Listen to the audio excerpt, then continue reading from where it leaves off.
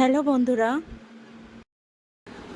আজকে আমি তোমাদের সাথে শেয়ার করছি শীতলের চাটনি। আমি জানি অনেকেই এটা পছন্দ করো, আর এটা বিশেষ করে একটু ঝাল ঝাল করে বানানো হয়। তো সবাই জানো এটা কিভাবে বানাতে হয়। তো যাই হোক, তো এটা আমার কিন্তু খুবই ফেভারেট।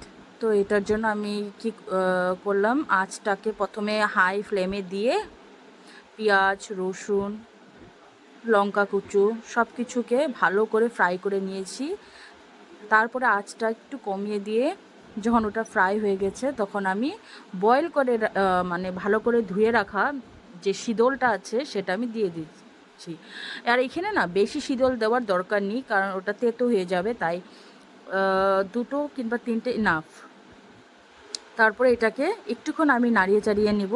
দেন আমি এটাকে সেদ্ধ হওয়ার জন্য পরিমাণ মতন একটু জল দিয়ে দিব। তারপর যখন এটি গ্রেভি মাখা মাখা হয়ে আসবে, তখন আমি এটাকে নামিয়ে নিব। এটাতে কিন্তু প্রচণ্ড খুব সুন্দর পরিমাণে সেন্ট বেরোচ্ছিল, মানে মনে হচ্ছিল গন্ধেই খেয়ে নিই সব।